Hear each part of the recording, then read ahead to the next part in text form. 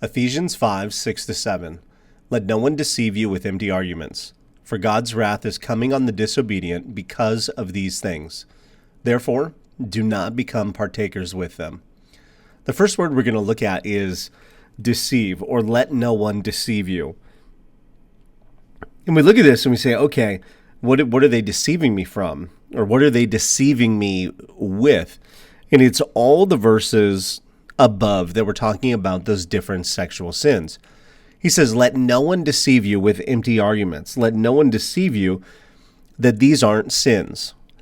Let no one deceive you that this isn't a big deal.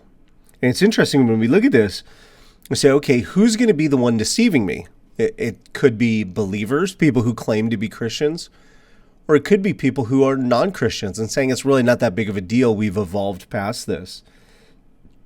But either way, he's saying, hey, let nobody deceive you with empty arguments, literally hollow. We've got all these shows like, is it cake or not? It's kind of that idea of, wow, this looks so good. I'm actually having a hard time determining which is which. Is it really cake or is it not? He says, let nobody deceive you. These things that were mentioned above, they are sins. And he goes on to say, for God's wrath is coming. And that's written in a present, future sort of way. It is currently now coming, and it's going to reach an ultimate fulfillment sometime in the future, which would be eternity without God.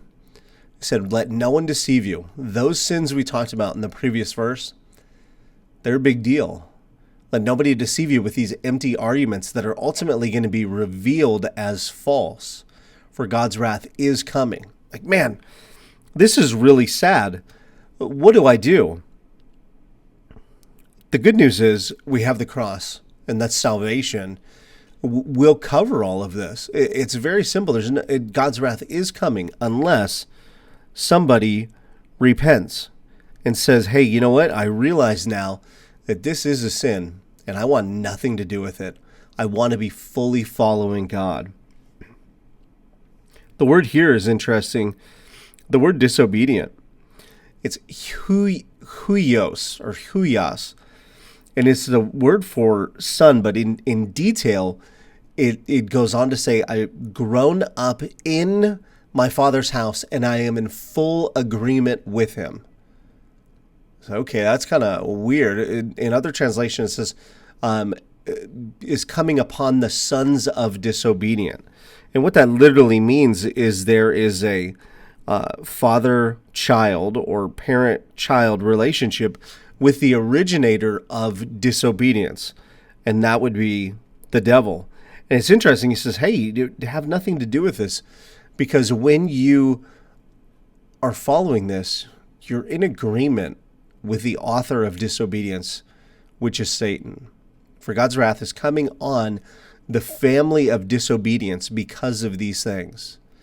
Therefore, don't be partakers or partners with them, which means, hey, it's okay to have association with people who have no relationship with God, but it's not okay to have participation. There's no such thing as salvation dating.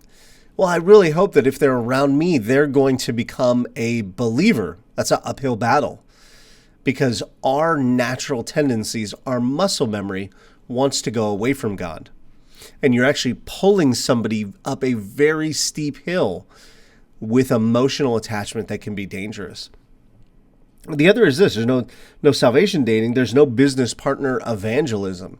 A lot of times believers will get into business relationships with people who have no relationship with God, and then there are a lot of times ethical issues.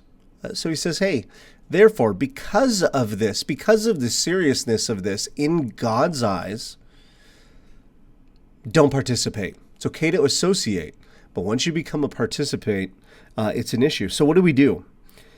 We've got to pray that God will open our spiritual eyes. Ephesians 4 talks about, hey, our thoughts and our eyes have been blinded or darkened. Sit with God. Say, God, I don't want to be deceived in any way.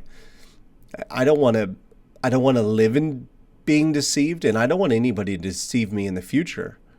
God, open my spiritual eyes so that I hear what you have to say and I follow what you have for me to follow. The wonderful news is God is always looking down that road like the prodigal son's father and saying, all I want to hear you say is, I understand now, and I'm willing to follow and obey you.